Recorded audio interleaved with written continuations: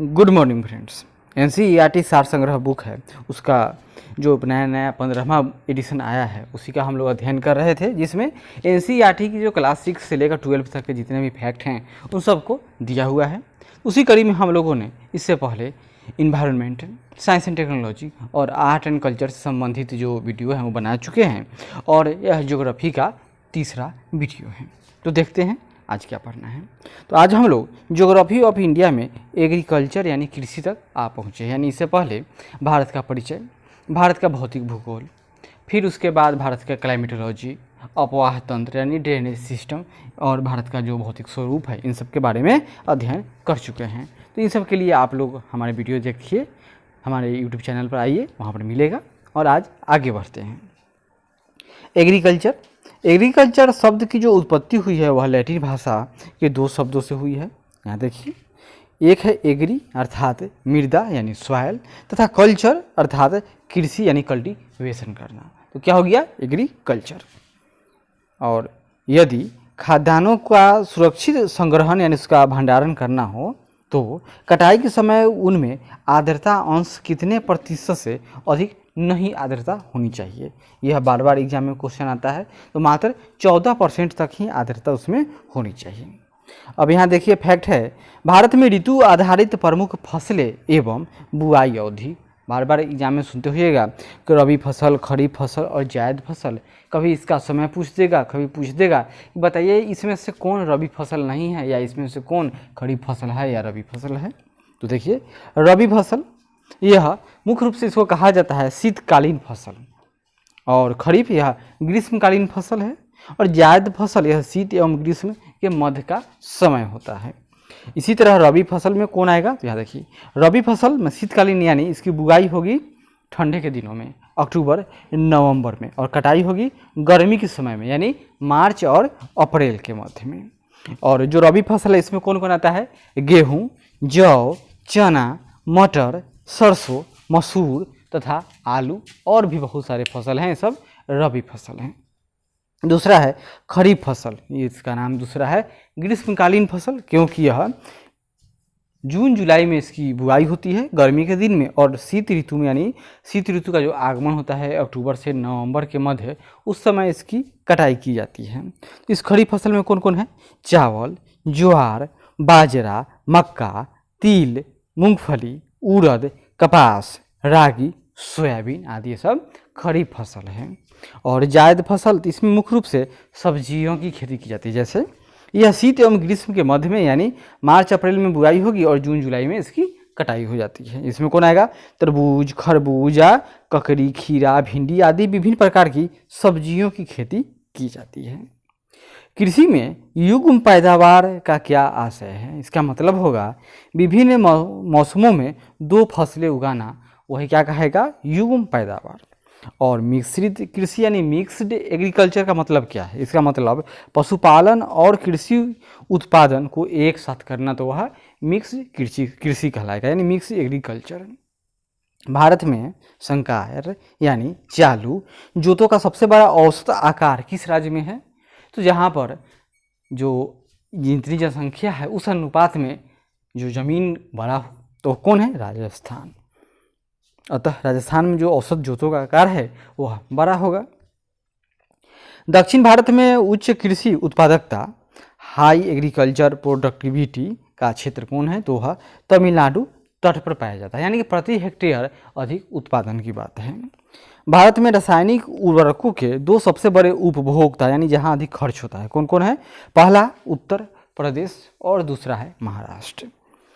पुनर्भरण योग्य भौम जल संसाधन में कौन सा राज्य सबसे संपन्न है? तो उत्तर प्रदेश, यानी ग्राउंड वाटर रिचार्ज की बात हो रही है। भारत में अनुबंध कृषि यानी कॉन्ट्रैक्ट फार्मिंग को लागू करने वाला प्रथम राज्य कौन सा था? तो वह है पंजाब। गेहूं की अच्छी कृषि के लिए कौन सी भौगोलिक दशाएं आवश्यक हैं? तो तापमान मध्यम यानी कम होना चाहिए, और वर्षा भी मध्यम यानी मध्यम तापमान एवं मध्यम वर्षा। और चावल की कृषि के लिए 100 सेंटीमीटर से अधिक वर्षा और 25 सेंटीमीटर से उच्च तापमान आदर्श जलवायु दशाएं मानी जाती है। किसके लिए? तो चावल की बात हो रही है।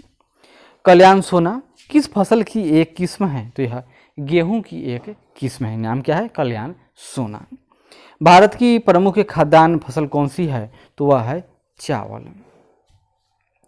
भारत के सर्वाधिक क्षेत्रफल पर किस फसल की कृषि होती है?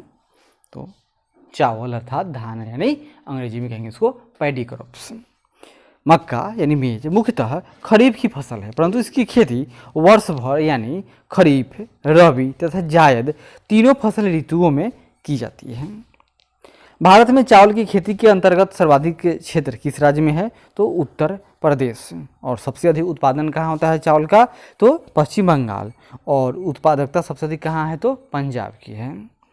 भारत के किस क्षेत्र को चावल का कटोरा यानी बाउल ऑफ राइस कहा जाता है? तो कृष्णा गोदावरी डेल्टा क्षेत्र को। जया, पद्मा, पूसा, सुगंधा, 5, यमुना एवं कृष्णा किस धान की उन्नत किस्में हैं? तो किस फसल की, सॉरी, तो है धान की। और ग्रीन गोल्ड किसकी किस्म है? तो यह चाय की किस्म है, नाम है ग्रीन गोल्ड। धान की फसल में किस जीव का प्रयोग जैव उर्वरक के रूप में किया जाता है? तो नील हरित शैवाल, ब्लू ग्रीन एल्गी की बात हो रही है। मध्य प्रदेश के किस जिले को कपास की खेती के कारण सफ़ेद सोने का क्षेत्र कहा गया है? वह जिला है खरगोन जिला। कौन? तो खरगोन जिला, मध्य प्रदेश। भारत के किस राज्य को शक्कर का कटोरा कहा जाता है? तो वह है उत्तर प्रदेश। वर्तमान में उत्तर प्रदेश में सबसे अधिक चीनी का उत्पादन यानी सबसे अधिक, और गन्ने का भी उत्पादन सबसे अधिक कहाँ? तो उत्तर प्रदेश में ही होता है। भारत की सभी फसलों में से गन्ने की फसल के अंतर्गत उसके शुद्ध सकल कृषि क्षेत्र के सिंचित क्षेत्र का प्रतिशत सर्वाधिक है, यानी कि जो गन्ने की कृषि भारत में होती है उसमें सिंचाई की व्यवस्था सबसे ज़्यादा है। करनाल बंट गेहूं का एक कवक जनित रोग है। कौन? तो करनाल बंट गेहूं का एक कवक जनित रोग है, और जो टिलेटिका इंडिका, याद कीजिए, टिलेटिका इंडिका नामक कवक से होता है। क्या नाम है? टिलेटिका इंडिका नामक कवक से होता है। कृषि उत्पादन से संबंधित महत्वपूर्ण क्रांति, जैसे यहाँ क्रांति का नाम है कृषि। हरित क्रांति संबंध है खाद्यान्न उत्पादन से, जैसे चावल, गेहूं आदि के उत्पादन में बढ़ोतरी के लिए लाया गया था, उसका नाम था ग्रीन रिवोल्यूशन यानी हरित क्रांति। सुनहरी यानी स्वर्ण क्रांति मतलब फल एवं सब्जी उत्पादन, बागवानी यानी उद्यान कृषि से संबंधित है, नाम है सुनहरी क्रांति।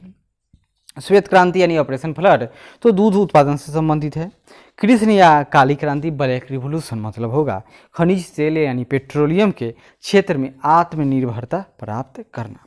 नीली क्रांति मतलब मत्स्य उत्पादन। गोल क्रांति आलू उत्पादन। भूरी क्रांति उर्वरक उत्पादन। रजत क्रांति अंडा उत्पादन। इंद्रधनुषी क्रांति कृषि संबंधी समग्र क्रांति नवीन कृषि नीति में निर्धारित करना है, यानी कि इंद्रधनुषी क्रांति यानी अम्ब्रेला रिवोल्यूशन की बात हो रही है। तो इसके अंतर्गत कृषि के समग्र जितने भी क्रांतियां हैं सबको एक छात्रता के अंदर ले आया जाएगा। अमृत क्रांति यह है नदियों को जोड़ने की योजना है। सदाबहार क्रांति कृषि उत्पादन को दोगुना करना और टिकाऊ कृषि। गुलाबी क्रांति प्याज उत्पादन और झींगा मछली से संबंधित है। लाल क्रांति मांस एवं टमाटर उत्पादन से संबंधित है, तो नाम क्या है उसका? लाल क्रांति। बाजरे की कृषि किस जलवायु में की जाती है? तो उष्ण एवं शुष्क यानी तापमान अधिक और पानी कम यानी शुष्क है, ड्राई क्षेत्र होना चाहिए। शुष्क भूमि के लिए सर्वाधिक उपयुक्त फसल कौन सी है? मूंगफली। औस और बोरो किस फसल की किस्में हैं? तो धान की हैं। भारत में सोयाबीन का अग्रणी उत्पादक राज्य कौन सा है? तो वह मध्य प्रदेश है। कौशल किस फसल की उन्नत प्रणाली है? नाम है उसका मूंगफली। किस फसल में नाइट्रोजन संचित करने की क्षमता सर्वाधिक होती है? तो वह है दलहनी। दलहनी फसलों हेतु कोबाल्ट आवश्यक है। क्या नाम है? कोबाल्ट। कोबाल्ट राइजोबियम जीवाणु हेतु नाइट्रोजन स्थिरीकरण के लिए आवश्यक तत्व है। भारत को 3/4 से अधिक कच्चा रेशम किन किन राज्यों से प्राप्त होता है? तो वह कर्नाटक और आंध्र प्रदेश से। और भारत में रेशम का सबसे अधिक उत्पादक राज्य कौन है? तो कर्नाटक। नॉर्मन अर्नेस्ट बोरलॉक जिन्हें हरित क्रांति का जनक कहा जाता है किस देश से संबंधित थे? वे तो उनका जन्म तो अमेरिका में हुआ था, लेकिन उनका क्षेत्र मैक्सिको था। हरित क्रांति यानी ग्रीन रिवोल्यूशन से क्या अभिप्राय है? हरित क्रांति से क्या अभिप्राय है? इसका मतलब होता है इसके अंदर क्या किया गया था, हाई यील्डिंग क्रॉप का इस्तेमाल किया गया था, अधिक से अधिक उर्वरक का इस्तेमाल किया गया और सिंचाई की व्यवस्था की गई थी। यानी उच्च उत्पादकता वाले बीजों का प्रयोग कर उत्पादन बढ़ाना इसका मुख्य मकसद था। हरित क्रांति का सर्वाधिक लाभ किस फसल के उत्पादन एवं उत्पादकता दोनों में हुआ, यानी प्रोडक्शन एंड प्रोडक्टिविटी, यानी कुल उत्पादन और प्रति हेक्टेयर उत्पादन दोनों में सबसे अधिक लाभ हुआ, तो वह था गेहूं की फसल। हरित क्रांति में किस फसल का सर्वाधिक उत्पादन किया गया? मैक्सिकन गेहूं। सर्वाधिक विदेशी मुद्रा किस नकदी फसल के निर्यात से प्राप्त होती है? तो वह है चाय। लाल विगलन यानी रेड रॉट किस फसल का रोग है? तो वह है गन्ना का। मूंगा रेशम का उत्पादन संपूर्ण विश्व में केवल भारत के असम में किया जाता है। इसे वर्ष 2007 में भौगोलिक संकेतक यानी जियोग्राफिकल इंडिकेशन यानी जीआई टैग प्राप्त किया गया था। तिलहन प्रौद्योगिकी मिशन की स्थापना किस वर्ष की गई थी? तो वर्ष 1986 की बात है। मक्के की फसल तैयार होने की औसत अवधि है 140 दिन। आगे देखते हैं, कुछ दिया हुआ है यहाँ पर, पहले एक मिनट, हाँ हो गया। यहाँ देखिए प्रमुख कृषि संगठन एवं उसके मुख्यालय, तो यहाँ देखिए पहला भारतीय दलहन अनुसंधान संस्थान कहाँ है? कानपुर में। समेकित कीट प्रबंधन राष्ट्रीय केंद्र कहाँ है? नई दिल्ली में।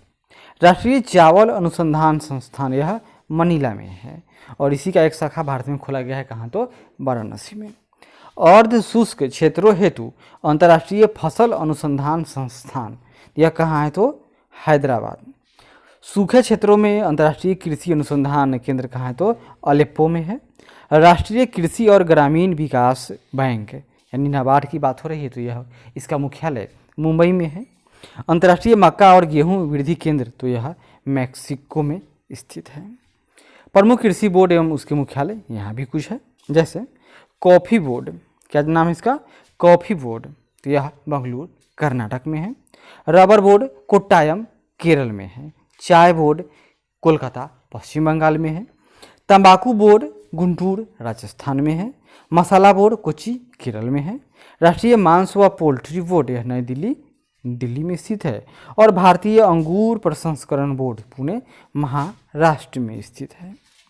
दक्षिण भारत में चाय की खेती पश्चिमी घाट की नीलगिरी तथा इलायची की पहाड़ियों के निचले ढालों पर की जाती है। यानी चाय भारत में कहाँ? तो नॉर्थ ईस्ट में, और दक्षिण भारत में नीलगिरी के फुटहिल्स में की जाती है।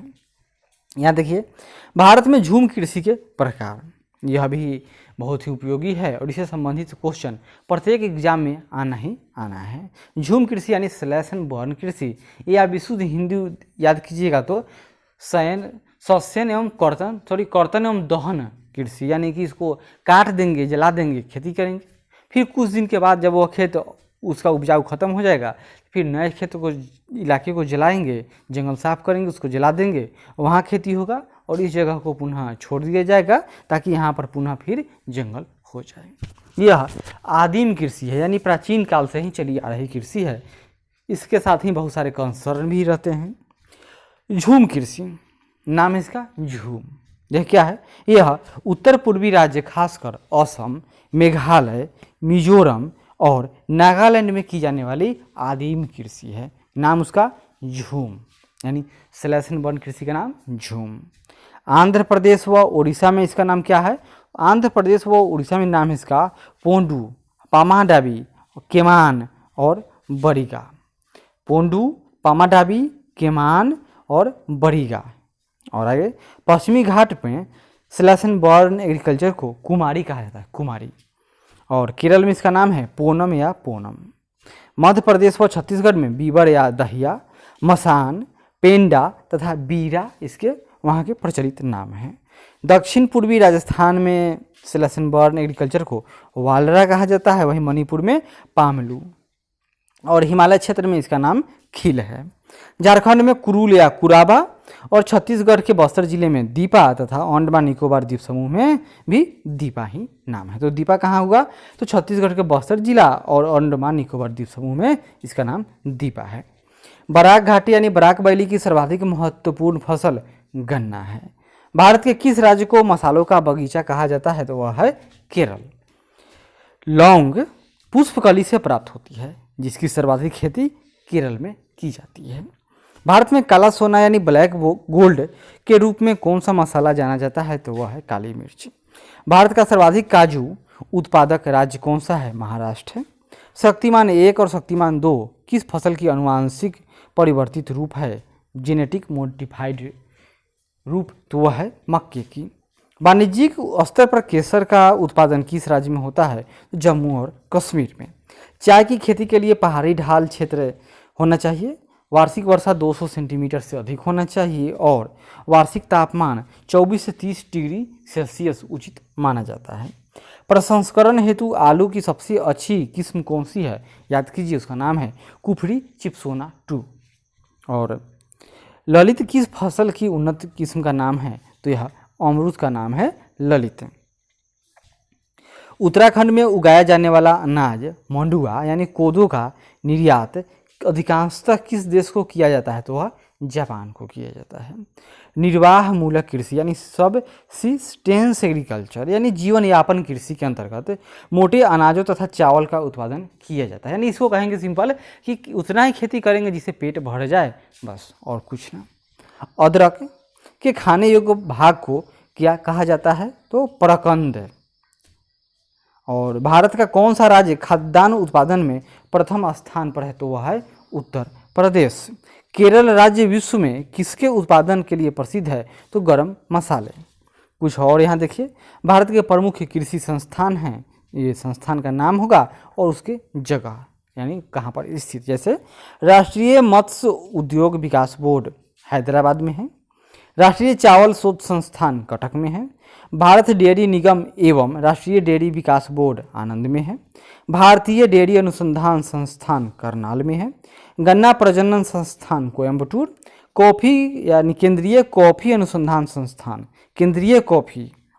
संस्थान यह चिकमंगलुरु में है, जूट कृषि अनुसंधान संस्थान, तो कहाँ होगा जूट पश्चिम बंगाल में, यानी तो पश्चिम बंगाल का कौन सा इलाका? यहाँ देखिए बैरकपुर। केंद्रीय उर्वरक गुणवत्ता नियंत्रण और प्रशिक्षण संस्थान, तो यह फरीदाबाद में है। टिड्डी चेतावनी संगठन जोधपुर। कृषि विपणन एवं निरीक्षण निदेशालय यह फरीदाबाद में है।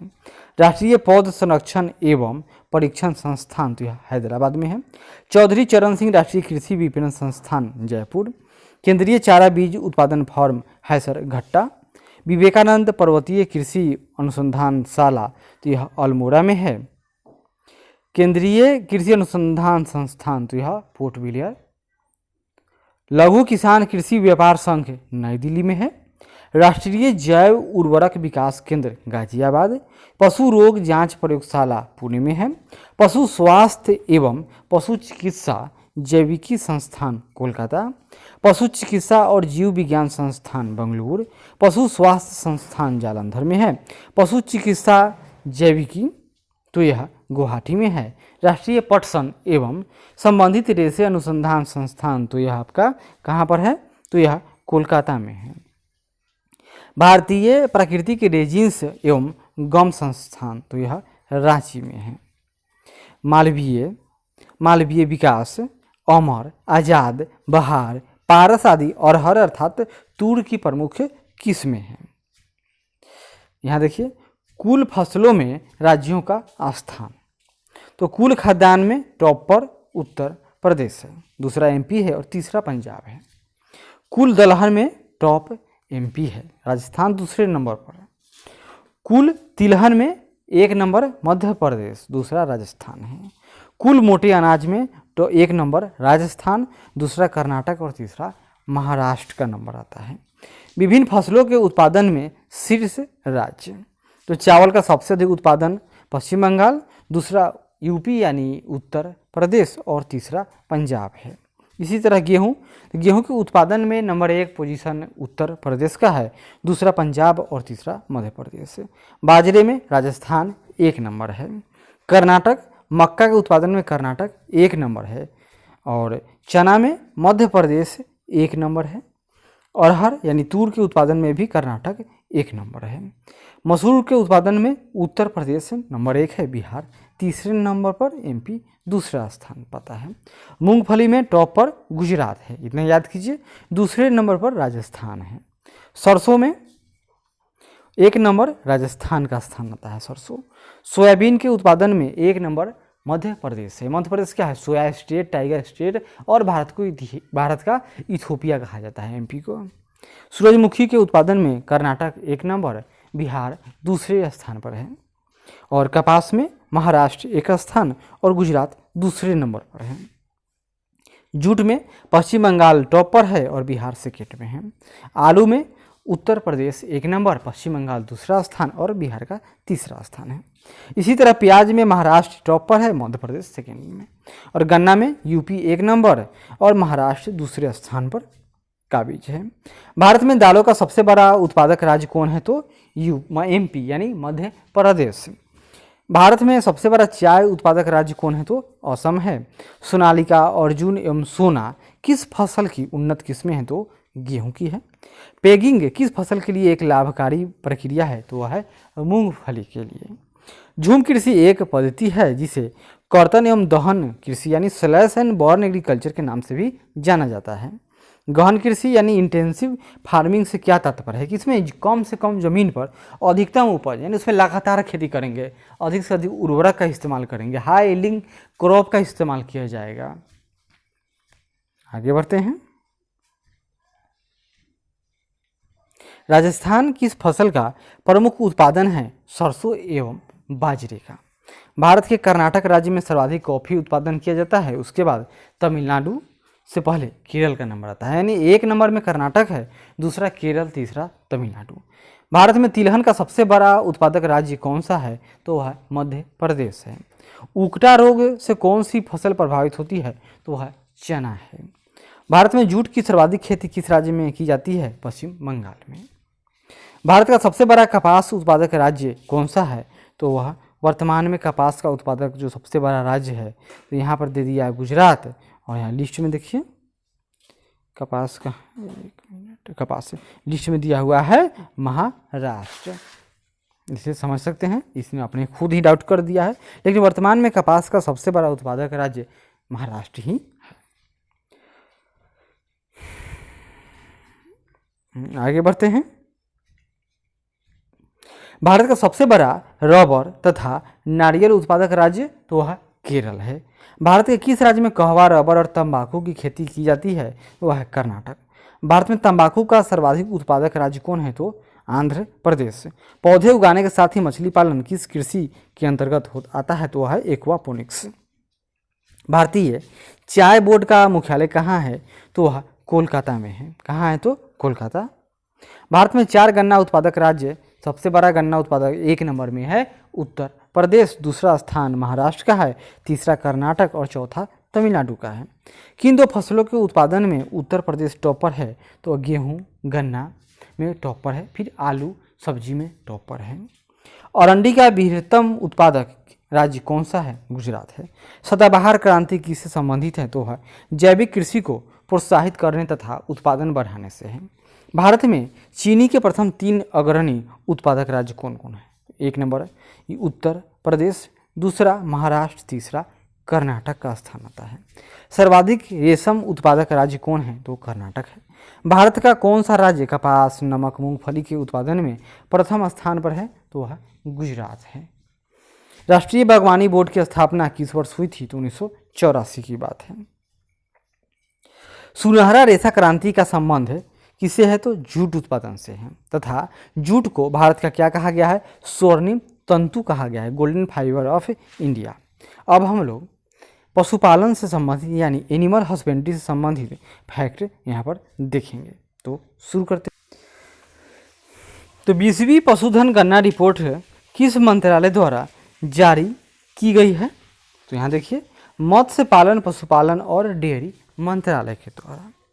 20वीं पशुधन गणना की संख्या के अनुसार कुल पशुधन यानी जिसमें गौ पशु क्या है?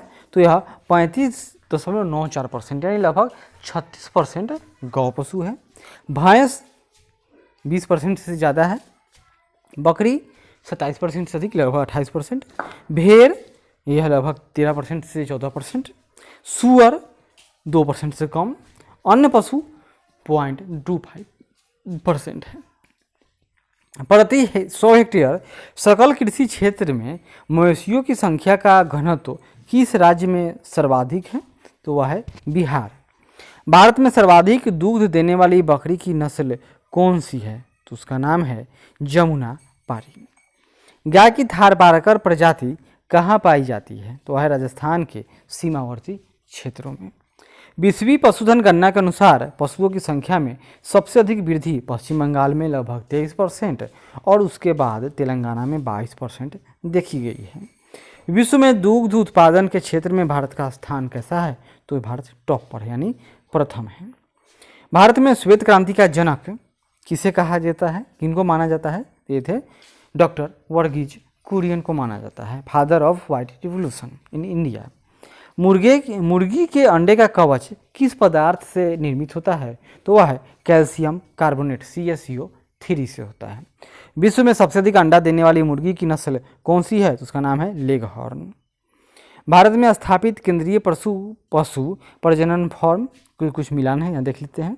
सूरतगढ़ राजस्थान में है, धमरोर यह गुजरात में है, अलमाडी तमिलनाडु में है, चिपलिमा और सुनबेडा यह ओडिशा में है, हैसरघट्टा कर्नाटक में है, अंदेश नगर उत्तर प्रदेश में है। ये केंद्र यहाँ देखिए गाय और भैंसों के प्रजनन के लिए उत्तम नस्ल के सांड और प्रशिक्षित वीर्य का उत्पादन करते हैं। केंद्रीय प्रशिक्षित वीर्य उत्पादन और प्रशिक्षण संस्थान हैसरघट्टा बेंगलुरु कर्नाटक में स्थित है, जो उत्तम नस्ल के सांड और भैंसों का वीर्य यहाँ से उपलब्ध कराता है। ऑपरेशन फ्लड का संबंध किससे है? तो दुग्ध उत्पादन एवं वितरण से है। ऑपरेशन फ्लड के विभिन्न चरण, तो ऑपरेशन फ्लड जो पहली बार अस्तित्व में आया था वह जुलाई 70 से लेकर मार्च 1981 तक का समय है, लगभग 11 साल। ऑपरेशन फ्लड 2 अप्रैल 1981 से लेकर मार्च 1985 तक का समय था, और ऑपरेशन फ्लड थर्ड यह अप्रैल 1985 से लेकर मार्च 1996 तक था। भैंसों की देसी नस्ल की 3 प्रमुख किस्में कौन सी हैं? तो मुर्रा, नीली रावी और जफराबादी है। भारत के में विभिन्न प्रकार के रेशम के शीर्ष उत्पादक राज्य कौन से हैं? जैसे टॉसर रेशम का उत्पादन सबसे अधिक झारखंड में होता है, लगभग 74%। ईरी रेशम, तो ईरी रेशम का उत्पादन सबसे अधिक असम में लगभग 64%, और मूंगा रेशम इसका भी उत्पादन असम में ही होता है सबसे ज़्यादा 81%, और सहतूत रेशम या कुल रेशम का उत्पादन सबसे अधिक तो कर्नाटक में है, लगभग 42%। स्टॉक फार्मिंग किससे संबंधित है? तो पशुओं के प्रजनन से। 20वीं राष्ट्रीय पशुधन गणना 2018 के अनुसार भारत में मवेशियों की संख्या क्रमशः सबसे अधिक उत्तर प्रदेश, फिर उसके बाद राजस्थान, तीसरा स्थान मध्य प्रदेश और चौथा पश्चिम बंगाल का आता है। केंद्रीय भेड़ प्रजनन फॉर्म कहाँ है? तो यह हिसार हरियाणा में है। केंद्रीय बकरी अनुसंधान संस्थान कहाँ है? तो कृष्ण की नगरी मथुरा उत्तर प्रदेश में है। देश में दुग्ध व्यवसाय के लाभकारी प्रशिक्षण व जानकारी के लिए 3 प्रशिक्षण केंद्र स्थापित किए गए हैं। कौन कौन है? तो NDRI नेशनल डेयरी अनुसंधान संस्थान, ये कहाँ है? तो करनाल में है। दूसरा है मान सिंह इंस्टीट्यूट ऑफ ट्रेनिंग, यह मेहसाना में है। और तीसरा है जी देसाई ट्रेनिंग इंस्टीट्यूट, पालनपुर, बनासकांठा, सिल्लीगुड़ी, जालंधर तथा इरोड में इसके में प्रादेशिक केंद्र स्थापित हैं। सब किसका? तो जी देसाई ट्रेनिंग इंस्टीट्यूट, ये सब इतने भागों में स्थापित हैं। भैंसों पर अनुसंधान के लिए हरियाणा राज्य के हिसार जिले में केंद्रीय भैंस अनुसंधान संस्थान की स्थापना की गई है। अब हम लोग खनिज से संबंधित कुछ फैक्ट देखेंगे। खनिज संसाधन यानी मिनरल रिसोर्स, खनिज। तो खनिज 2 प्रकार के होते हैं, इसको बहुत तरह से बांटा गया है। एक होगा हम लोग उसको धात्विक करेंगे, एक अधात्विक कह सकते हैं। उसी धात्विक में होगा एक क्या होगा? लौह गुण वाला, और एक होगा अलौह होगा। और यहाँ देखिए, या इस तरह से भी बांट सकते हैं। यहाँ खनिज है, एक है धात्विक, एक है अधात्विक, और तीसरा है ऊर्जा।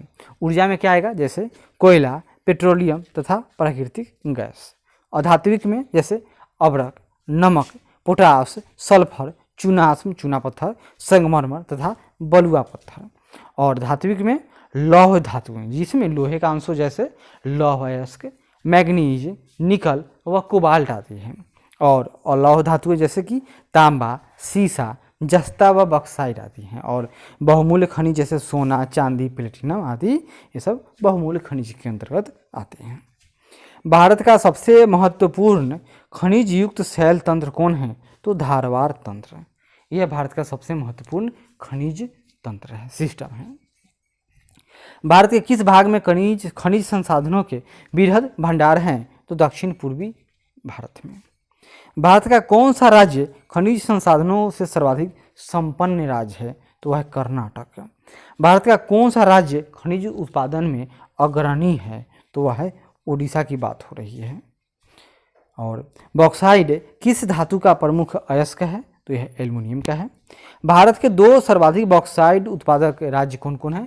1 नंबर उड़ीसा है, दूसरा गुजरात का स्थान है। भारत में टीन का अग्रणी उत्पादक राज्य कौन है? तो टीन नंबर 1 छत्तीसगढ़ है। भारत का कौन सा राज्य अब्रक का सबसे बड़ा उत्पादक राज्य है माइका का? तो वह है आंध्र प्रदेश। और यहाँ देखिए कुछ दिया हुआ है, जैसे लौह अयस्क के प्रकार। तो लोहा है तो इसके जो जिसे अयस्क से लोहा प्राप्त होता है तो कौन कौन अयस्क है? Magnetite Fe3O4, hematite Fe2O3, limonite 2Fe2O3 3H2O, siderite Fe2CO3। ये सब क्या है? तो लोहे के अयस्क हैं। भारत में लौह अयस्क किस क्रम की शैलों में पाया जाता है? तो धारवाड़ क्रम में। प्रसिद्ध लौह अयस्क खान कुद्रेमुख किस राज्य में है? तो कर्नाटक में है कुद्रेमुख। राजस्थान के नाथरा की पाल, क्या नाम है? नाथरा की पाल क्षेत्र में कौन सा खनिज पाया जाता है? तो लौह अयस्क। बायलाडीला खान किस खनिज के लिए प्रसिद्ध है या संबंधित है? तो लौह अयस्क। तांबा का सर्वाधिक उत्पादन मलाजखंड क्षेत्र मध्य प्रदेश में होता है, जबकि इसके सबसे अधिक भंडार राजस्थान में है। एशिया का उच्च कोटि का जस्ता एवं सीसा अयस्क भंडार कहाँ उपलब्ध है? तो भीलवाड़ा जिला राजस्थान में है। विंध्य शैलों में किसके बृहद भंडार पाए जाते हैं? तो वह है चूना पत्थर यानी लाइम स्टोन की बात हो रही है। भारत की सबसे बड़ी अब्रक पट्टी कहाँ है? तो हजारीबाग झारखंड, गया व मुंगेर बिहार जिलों में पाई जाती है। भारत में सर्वाधिक किस्म का संगमरमर कहाँ पाया जाता है? तो वह है मकराना राजस्थान में। क्वार्टजाइट किस पत्थर का कायांतरित रूप है? तो वह है बलुआ पत्थर का। क्रोमाइट उत्पादन में किस राज्य का एकाधिकार है? तो वह है ओडिशा राज्य। भारत के कुल नमक उत्पादन का 8.7% सांभर झील से ही अकेले उत्पादित किया जाता है। भारत में ग्रेनाइट की पट्टियां तथा स्लेट कहाँ बनाए जाते हैं? तो वह ललितपुर उत्तर प्रदेश में है। केरल के समुद्री तट पर कौन सा परमाणु खनिज पाया जाता है? नाम है मोनाजाइट। और उससे क्या प्राप्त होगा? तो थोरियम। जादूगोड्डा किस खनिज के लिए प्रसिद्ध है? तो वह है यूरेनियम के लिए। ओडिशा में उच्च कोटि का हेमेटाइट किस्म का लौह अयस्क कहाँ से? तो मयूरभंज व कोयंझर में बादाम पहाड़ खदानों से निकाला जाता है। तो क्या समझे कि उड़ीसा में जो लौह अयस्क है वह उच्च कोटि का है। उसमें कौन सा अयस्क है? तो हेमेटाइट मिलता है। कहाँ से मिलता है? मयूरभंज, कोयंझर। और कोयंझर में कहाँ से? तो बादाम पहाड़ के खदानों से निकाला जाता है। अब वैश्विक खनिज उत्पादन में भारत का योगदान देख लीजिए। एल्यूमिना में दुनिया में भारत का स्थान चौथा है और यह लगभग 5% उत्पादित होता है। क्रोमाइट में तीसरा स्थान है। बायराइट में तीसरा स्थान है बायराइट। कोयला एवं लिग्नाइट में सेकेंड है। लौह अयस्क में चौथा स्थान है। जिंक में तृतीय नंबर पर भारत का स्थान है।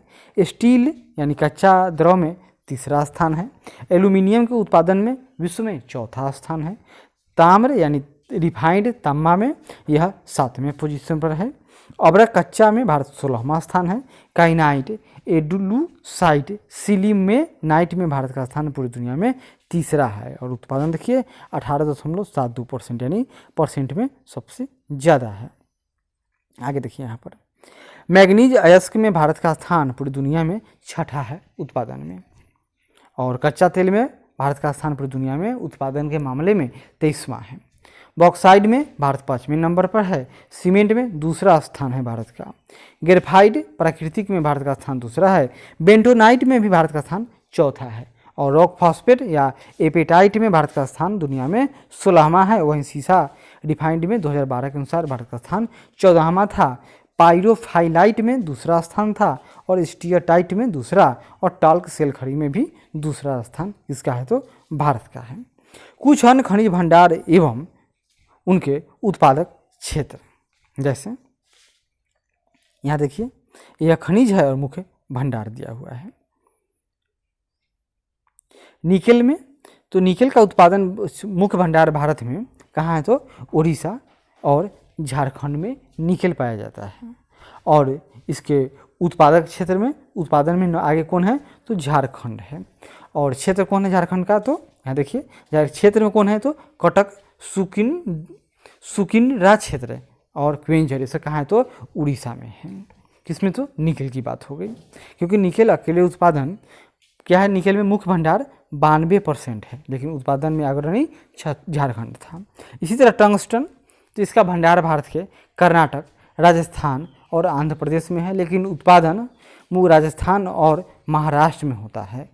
और प्रसिद्ध क्षेत्र कौन है तो डेगाना राजस्थान का क्षेत्र टंगस्टन उत्पादन के लिए प्रसिद्ध है। बाइराइट में आंध्र प्रदेश टॉप पर है और उत्पादन में भी आंध्र प्रदेश व राजस्थान 1 नंबर। और प्रसिद्ध इलाका तो मंगमपेट कुडप्पा जिला आंध्र प्रदेश का है। फायर के लिए यानी अग्निशह मिट्टी की बात हो तो इसमें मुख्य भंडार कहाँ है तो गोंडवाना तथा टर्सरी कोयला संस्तरों में पाया जाता है। और यह मुख्य रूप से गुजरात एवं राजस्थान में। और क्षेत्र कौन है तो झरिया झारखंड का एवं रानीगंज पश्चिम बंगाल फायर के लिए उत्पादन के लिए फेमस है। फ्लोराइट मुख्य भंडार गुजरात एवं राजस्थान में पाया जाता है। और मुख्य उत्पादक कौन है तो गुजरात एवं महाराष्ट्र हैं, किसके तो फायर के लिए फ्लोराइट के। और क्षेत्र भी वही है गुजरात एवं राजस्थान। काओलिनाइट यानी चाइना के लिए इसका भंडार भारत में है गुजरात एवं राजस्थान और उत्पादन भी होता है गुजरात एवं महाराष्ट्र में। उत्पादन भी होता है राजस्थान एवं गुजरात में, बस इतना याद कीजिए। गार्नेट यह भारत में पाया जाता है आंध्र प्रदेश एवं छत्तीसगढ़ में। और उत्पादक क्षेत्र भारत का तमिलनाडु एवं उड़ीसा है। और एपेटाइट यह पश्चिम बंगाल, झारखंड व मेघालय में मिलता है। और इसके मुख्य उत्पादक क्षेत्र हैं पश्चिम बंगाल में राज्य। और क्षेत्र कौन होगा तो पुरुलिया पश्चिम बंगाल का और विशाखापट्टनम आंध्र प्रदेश का, किसमें तो एपेटाइट के लिए जाना जाता है। एस्बेस्टस यह मुख्य रूप से इसका भंडार कर्नाटक और राजस्थान में है। और मुख्य उत्पादन राजस्थान और आंध्र प्रदेश में होता है। इसी तरह फेल्सपर यह राजस्थान का एवं तेलंगाना में फेल्सपर के भंडार हैं। तेलंगाना एवं राजस्थान में यह वहाँ से उत्पादित भी किया जाता है। सल्फर भंडार में भारत में नील है और हरियाणा और गुजरात में थोड़ा बहुत उत्पादन होता है। पाइराइट में भी भंडार नील है, जो है सो बिहार एवं झारखंड में ही उत्पादन होता है। काइनाइट के भंडार आंध्र प्रदेश व कर्नाटक में है और उत्पादन झारखंड एवं राजस्थान में होता है। इसी तरह से सिलीमेनाइट में जो भंडारण है तमिलनाडु व ओडिशा में, उत्पादन होता है आंध्र प्रदेश एवं ओडिशा। छोटा नागपुर के पठार को भारत का रूर प्रदेश के नाम से जाना जाता है। अब हम लोग एनर्जी के बारे में कुछ जानेंगे। ऊर्जा संसाधन यह मुख्य रूप से इसको 2 भागों में बांटा गया है, एक नवीकरणीय, दूसरा अनवीकरणीय। नवीकरणीय मतलब क्या है कि वह खत्म नहीं होगा कभी भी, जैसे सौर ऊर्जा, पवन ऊर्जा, जल विद्युत, बायोगैस, भूतापीय एनर्जी, कचरे से उत्पादित ऊर्जा और टाइडल एनर्जी यानी ज्वारीय ऊर्जा। वहीं अनवीकरणीय ऊर्जा संस्थान यह जो समाप्त हो जाए, जैसे कोयला, पेट्रोलियम, प्राकृतिक गैस, और इसमें एक अलग होता है परमाणु ऊर्जा और सेल गैस। ये सब क्या है, ये सब अनवीकरणीय ऊर्जा के संसाधन हैं जो आज न कल कभी न कभी तो समाप्त हो ही जाएंगे। भारत में कुल विद्युत ऊर्जा उत्पादन के स्रोतों के अंश का सही क्रम क्या है, तो यहाँ देखिए सबसे अधिक उत्पादन भारत में तापीय यानी थर्मल एनर्जी है लगभग 66%। दूसरा का स्थान आता है हाइड्रल यानी जलीय, तीसरा वायु का और चौथा आणविक एनर्जी का आता है। जवाहरलाल नेहरू राष्ट्रीय सौर मिशन किस वर्ष आरंभ किया गया था, 2009 में। और जवाहरलाल नेहरू राष्ट्रीय सौर मिशन का उद्देश्य क्या था कि 2022 तक 20,000 मेगावाट यानी 20 गीगावाट क्षमता वाली ग्रिड की स्थापना करना था। इसी को नाम बदलकर भारत सरकार ने राष्ट्रीय सौर मिशन कर दिया और इसमें 200 गीगावाट बिजली उत्पादन का लक्ष्य रखे हुए हैं। काकरापारा परमाणु विद्युत संयंत्र किस राज्य में है? तो गुजरात में है। भारत में पेट्रोलियम का अग्रणी उत्पादक राज्य तो गुजरात है। पेट्रोलियम उत्पादक क्षेत्र लुनेज किस राज्य में स्थित है? तो गुजरात में है। भारत वाणिज्यिक ऊर्जा के लिए मुख्यतः जीवाश्म ईंधनों यानी फॉसिल फ्यूल्स पर निर्भर है। भारत की कुल स्थापित विद्युत क्षमता में से 69.4% क्या है? तो ताप विद्युत यानी इसमें कोयला, पेट्रोलियम व प्राकृतिक गैस शामिल है तथा 14.8% अक्षय ऊर्जा यानी नवीकरणीय स्रोत, 13.9% पनबिजली एवं 1.9 वर्तमान में तो यह घट गया है 1.7% परमाणु ऊर्जा से विद्युत ऊर्जा प्राप्त की जाती है। इसी प्रकार गैर वाणिज्यिक ऊर्जा का लगभग 60% जलाऊ लकड़ी से प्राप्त होता है। इसके साथ ही गोबर से 30% एवं अपशिष्ट पदार्थों से 10% का पर्याप्त महत्व है। राणा प्रताप सागर बांध पर विद्युत गृह कहाँ स्थापित किया गया है? तो यह कोटा राजस्थान में है। पवन ऊर्जा के उत्पादन में टॉप पर कौन राज्य है? तो तमिलनाडु है। भारत में प्रचुर मात्रा में उपलब्ध नाभिकीय ईंधन कौन सा है? तो थोरियम, जो मिलता कहाँ है? तो आंध्र प्रदेश और केरल के तट पर मोनाजाइट बालू में। भारत का कौन सा शैल तंत्र कोयला भंडारों का प्रमुख क्षेत्र है? तो वह है गोंडवाना तंत्र। भारत के कोयला उत्पादक अग्रणी 3 राज्य कौन से हैं? ओडिशा, छत्तीसगढ़ एवं झारखंड है। भारत के सर्वाधिक कोयला भंडार किस राज्य में पाए जाते हैं? तो वह है झारखंड में। भारत में स्थित ताप विद्युत केंद्र या स्टेशन के नाम याद कर लीजिए थोड़ा सा। आंध्र प्रदेश में भद्राचलम, कोट्टागुदेम और मनुगुरु एवं नेल्लोर है। वहीं तेलंगाना में रामागुंडम व विजयवाड़ा में क्या है? तो थर्मल प्लांट है। असम में बोआईगांव, चंद्रपुर, कामरूप में थर्मल पावर स्टेशन या प्लांट कहेंगे। बरौनी और कहलगांव बिहार में प्रसिद्ध हैं। इसी तरह छत्तीसगढ़ का कोरबा पावर प्लांट वह भी थर्मल एनर्जी का ही क्षेत्र है। दिल्ली का बदरपुर, इंद्रप्रस्थ, राजघाट। इसी तरह गुजरात में बहुत सारे हैं। अहमदाबाद, बनास, धुआरम, गांधीनगर, कच्छ, कांटला, महुआ, पोरबंदर, साबरमती, शाहपुर, सिक्का, उकाई, उतारन, वासंक, बोरी, ये सब क्या है? तो थर्मल पावर प्लांट है। और हरियाणा में फरीदाबाद, पानीपत व यमुनानगर में 3 थर्मल पावर प्लांट है। इसी तरह जम्मू कश्मीर का कालाकोट, झारखंड में बोकारो, सतपुरा व स्वर्ण रेखा में स्थापित पावर प्लांट ये सब थर्मल एनर्जी पर आधारित हैं। मध्य प्रदेश में अमरकंटक, सतपुरा व सिंगरौली, याद कीजिए सिंगरौली। महाराष्ट्र में बल्लारशाह, भूसावल, चंद्रपुर, चोला, खापरखेरा, कोराडी, नासिक, पारस, पार्ले, ट्राम्बे, उज्जैनी, उड़ान, ये सब मध्य प्रदेश के थर्मल पावर प्लांट के नाम हैं। इसी तरह मणिपुर में है लोकटक, इम्फाल में है। पंजाब में भटिंडा, रूपनगर। राजस्थान में अटा, बांसवाड़ा, कोटा, पालन, सवाई माधोपुर। और ओडिशा में बालीमेला तलचर में स्थित है। तमिलनाडु में एन्नौर, मेट्टूर, नेवेली, तूतीकोरिन। उत्तर प्रदेश में बहराइच, दोहरीघाट, गोरखपुर, हरदुआगंज, जवाहरपुर, कानपुर, मऊ, मुरादाबाद, ओबरा, पनकी, परीक्षा, टुंडला में भी थर्मल पावर प्लांट है। और पश्चिम बंगाल में बीरभूम, बुंदेल, दुर्गापुर, फरक्का, गौरीपुर, कालीघाट, कोलकाता, मुर्शिदाबाद, टीटागढ़ में भी थर्मल पावर प्लांट है। विश्व का सबसे लंबा बांध हीराकुंड है, जो महानदी नदी पर उड़ीसा में स्थित है। कोयले के प्रकार, कोयले मुख्यतः 4 प्रकार के पाए जाते हैं। सबसे खराब कोयला पीट कोयला है, फिर उससे अच्छा लिग्नाइट है, और सेकेंड किस्म का कोयला बिटुमिनस है, और सबसे अच्छा कोयला एंथ्रासाइट है। यहाँ देखिए पीट निम्न कोयला है, लिग्नाइट भूरा कोयला, बिटुमिनस काला कोयला, और एंथ्रासाइट कठोर यानी उच्च कोयला। जो पीट कोयला है इसमें नमी का अधिक प्रतिशत मात्रा होता है और कार्बन मात्र 40% तक ही पाया जाता है। और लिग्नाइट इसमें 40 से 60% कार्बन होगा और इसके जलने पर यह धुआं अधिक देता है। प्रमुख क्षेत्र तमिलनाडु में आरकाट यानी नेवेली का रीजन, असम का लखीमपुर, पश्चिम बंगाल का दार्जिलिंग क्षेत्र और कश्मीर का करेवा क्षेत्र। इसी तरह बिटुमिनस में तो बिटुमिनस प्रकार के कोयले में 60 से 80% कार्बन पाया जाता है और यह झारखंड, उड़ीसा, छत्तीसगढ़ व मध्य प्रदेश में पाया जाता है। एंथ्रासाइट कोयला, यह कठोर होगा, अच्छा कोयला है। इसमें कार्बन की मात्रा 80 से 90%, अतः जलने पर धुआं कम देगा। और इसके प्रमुख क्षेत्र जम्मू कश्मीर या आज कहेंगे कि लद्दाख का रियासी जिला। नाम, यहाँ देखिए, नामचीक नामफूक कोयला क्षेत्र किस राज्य में अवस्थित है? यह अरुणाचल प्रदेश में स्थित है। कहाँ? तो अरुणाचल प्रदेश में है। कोरबा कोयला क्षेत्र किस राज्य में अवस्थित है? तो यह छत्तीसगढ़ में है। प्रसिद्ध कोयला क्षेत्र तालचेर कहाँ है? तो यह उड़ीसा में है। छोटा नागपुर औद्योगिक क्षेत्र का विकास क्यों हुआ? क्योंकि यहाँ पर कोयले की प्रचुर उपलब्धता थी। झारखंड में कोयला की खानें मुख्यतः कहाँ स्थित है? झरिया में। लिग्नाइट कोयले के विशालतम भंडार कहाँ है? तो तमिलनाडु में। विश्रामपुर यानी छत्तीसगढ़ किस खनिज के लिए प्रसिद्ध है? तो यह कोयला के लिए है। यहाँ देखिए, भारत के प्रमुख कोयला उत्पादक क्षेत्र झारखंड का झरिया, बोकारो, कर्णपुरा और गिरिडीह, ये सब कोयला उत्पादक क्षेत्र हैं। पश्चिम बंगाल का रानीगंज, बरजोरा, बीरभूम, ये सब पश्चिम बंगाल के कोयला उत्पादक क्षेत्र हैं। उड़ीसा का तलचर, संबलपुर, ईब नदी क्षेत्र, ये सब उड़ीसा से। मध्य प्रदेश में उमरिया व सिंगरौली की खानें।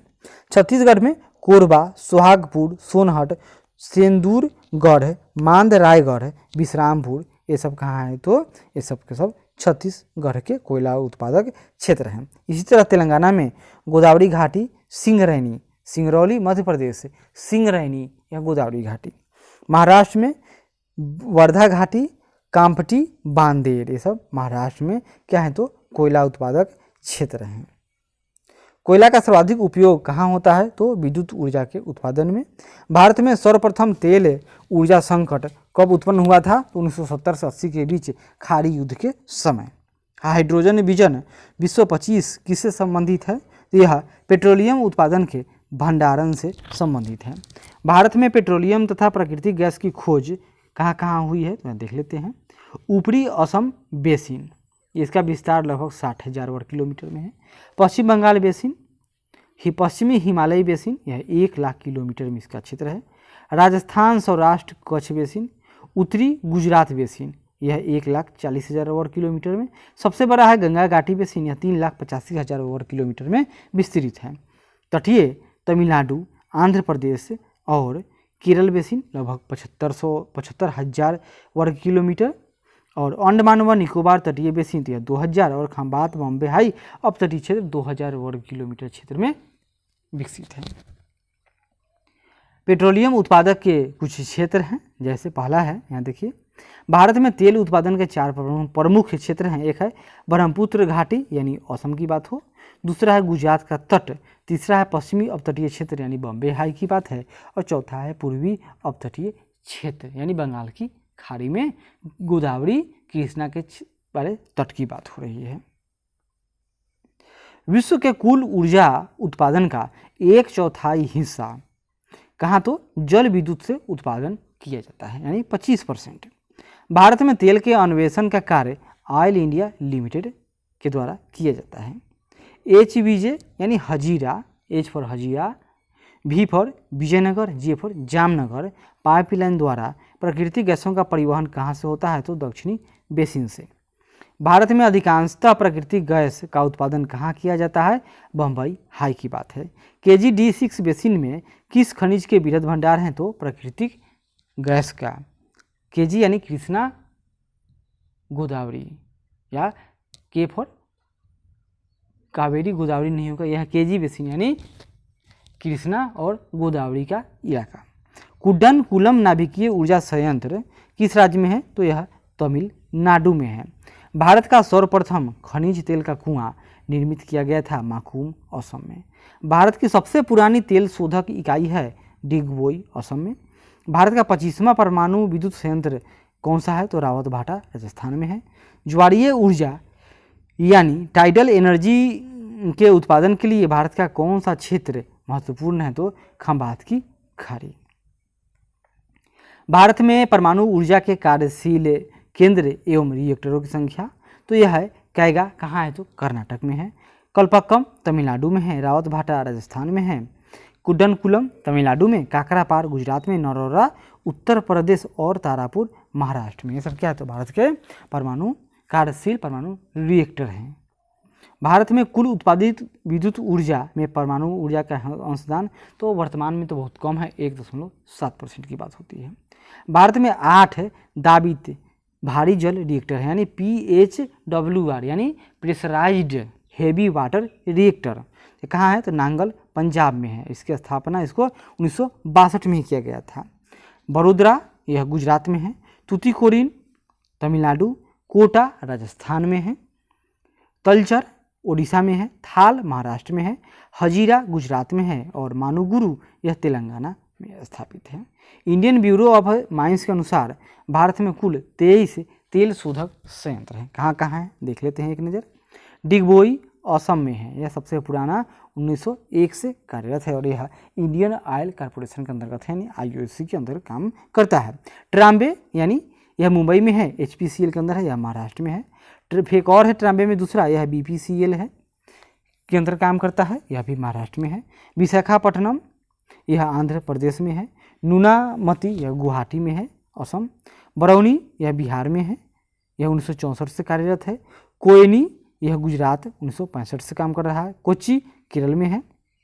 मनाली तमिलनाडु में है। हल्दिया पश्चिम बंगाल, बोगाईगांव असम व चेन्नई में है, तमिलनाडु में है। चेन्नई कहाँ है? तो तमिलनाडु में। रिफाइनरी का सब नाम है। और आगे बढ़ते हैं। नागपट्टनम तमिलनाडु में स्थित है और मथुरा में रिफाइनरी है, यह उत्तर प्रदेश। मंगलोर कर्नाटक में है। पानीपत करनाल रिफाइनरी हरियाणा में। Numaligarh refinery Assam. Jamnagar refinery Gujarat. Tatipaka refinery यह ONGC के अंदर काम करता है, यह आंध्र प्रदेश। जामनगर रिलायंस के अंदर में है। वादीनार यह एस्सार का रिफाइनरी है, यह गुजरात में है। भटिंडा में पंजाब में है। बीना मध्य प्रदेश में। पारादीप उड़ीसा में स्थापित है। सबसे अंतिम पारादीप है। और हाल ही में बहुत सारे परियोजनाओं पर काम चल रहा है, वो देखिएगा। RPL यह जामनगर व यानी रिलायंस पेट्रोकेमिकल लिमिटेड और एस्सार वादीनार निजी क्षेत्र के एवं HPCL भटिंडा व BPCL बीना संयुक्त क्षेत्र के उपक्रम हैं। भूटान में भारत के सहयोग से संकोस, मांगदेछू, चुखा तथा तालाब जल विद्युत परियोजनाएं स्थापित की गई हैं। यहाँ देखिए, विद्युतीकरण से संबद्ध संस्थान व उपकरण। NTPC यानी नेशनल थर्मल पावर कॉरपोरेशन यानी राष्ट्रीय ताप विद्युत निगम, यह महारत्न कंपनी है और इसका मुख्यालय नई दिल्ली में है। इसका स्थापना 1975 में हुआ था। राष्ट्रीय पन बिजली निगम यानी NHPC national hydel power corporation, यह मिनी रत्न की कंपनी है, इसका मुख्यालय फरीदाबाद में है, यह भी 1975 से ही कार्यरत है। और ग्रामीण विद्युतीकरण निगम यानी REC, इसका मुख्यालय नई दिल्ली में है और डेट देखिए, यह 1969 से ही कार्यरत है। भारतीय विद्युत व्यापार निगम लिमिटेड PTC इंडिया, यह इसका मुख्यालय नई दिल्ली में है, यह 1999 से कार्यरत है। राष्ट्रीय विद्युत प्रशिक्षण संस्थान NPTI, यह फरीदाबाद में है, यह भी 1965 से कार्यरत है। ऊर्जा दक्षता ब्यूरो, इसका मुख्यालय नई दिल्ली में है, यह 2002 में अस्तित्व में आया था। भारतीय गैस प्राधिकरण लिमिटेड GAIL, इसका मुख्यालय दिल्ली में है, यह 1984 में इसका स्थापना हुआ था।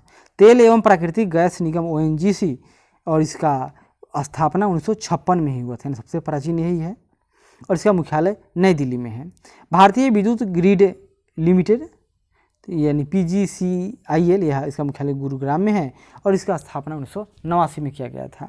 इंडियन ऑयल कॉरपोरेशन, इसका मुख्यालय नई दिल्ली में है, यह 1964 से कार्यरत है और इंडियन ऑयल लिमिटेड, इसका मुख्यालय नोएडा में है, यह 1959 से कार्यरत है। भारत के किस राज्य में बिजली का प्रति व्यक्ति क्षमता और उत्पादकता सर्वाधिक है? तो वह है महाराष्ट्र। रामपुर भारत में सौर प्लांट लगाने वाला प्रथम गांव है और यह किस राज्य में है? तो उत्तर प्रदेश में है। इसी तरह मिर्जापुर में भी भारत और फ्रांस के सहयोग से सौर विद्युत केंद्र स्थापित किया गया था, वह भी कहाँ है? यूपी में है। और रीवा सौर पावर प्लांट, यह दुनिया का सबसे बड़ा कहा जा रहा है, लेकिन यह वर्तमान में एशिया का सबसे बड़ा सोलर पावर प्लांट है। भारत में स्थापित विद्युत ऊर्जा स्रोतों में सर्वाधिक ऊर्जा किस में कोयले से प्राप्त होगा? उसके पश्चात नवीकरणीय ऊर्जा, तीसरा नंबर जल विद्युत, चौथा प्राकृतिक गैस एवं सबसे अंततम परमाणु ऊर्जा से का नंबर आता है। भारत में विद्युत ऊर्जा का सर्वाधिक मुख्य स्रोत क्या है? कोयला है। भारत में ऊर्जा उत्पादन में सर्वाधिक अंश किस प्रकार की ऊर्जा का है? तो ऊष्मीय यानी थर्मल ऊर्जा का है। शीर्ष 5 पवन ऊर्जा उत्पादन क्षमता वाले राज्य। तो पवन ऊर्जा में नंबर 1 कौन है? तो यह है तमिलनाडु, और उत्पादन क्षमता देख लीजिए लगभग 8600 मेगावाट। दूसरा स्थान आता है इसमें गुजरात का, तीसरा महाराष्ट्र, चौथा कर्नाटक और पांचवा राजस्थान का नंबर है। भारत में मैग्नीज का सर्वाधिक निक्षेप कहाँ मिलेगा? तो यह महाराष्ट्र में है। अब्रक की 3 प्रमुख किस्में श्वेत अब्रक, पीत अब्रक और श्याम अब्रक है। राष्ट्रीय ताप विद्युत निगम की स्थापित क्षमता। तो कोयला आधारित संयंत्रों की संख्या है भारत में 21, किसके द्वारा? तो एनटीपीसी के द्वारा, और इसका उत्पादित क्षमता 39,555 मेगावाट। गैस एवं तरल ईंधन आधारित संयंत्रों की संख्या 7, उत्पादित क्षमता 4000 मेगावाट। जल आधारित 1 है एनटीपीसी का, क्षमता 800 मेगावाट। नवीकरणीय ऊर्जा परियोजनाएं सौर पावर प्लांट यह लगभग 12 है, क्षमता 50 मेगावाट। व पवन आधारित 1, क्षमता 50 मेगावाट है। भारत में ज्वारीय ऊर्जा की सर्वाधिक संभावनाएं कहाँ पर है? तो भावनगर, गुजरात में है। ओबरा ताप विद्युत केंद्र की स्थापना किस देश के सहयोग से की गई थी? तो रूस के सहयोग से। सतारा किस लिए प्रसिद्ध है? तो पवन ऊर्जा संयंत्र के लिए। देश का प्रथम सोलर थर्मल पावर स्टेशन कहाँ है? तो यह देश का प्रथम solar thermal power station Rajasthan में स्थापित किया जा रहा है, जो जैसलमेर के नोख में बनने वाले पावर प्लांट की क्षमता 50 मेगावाट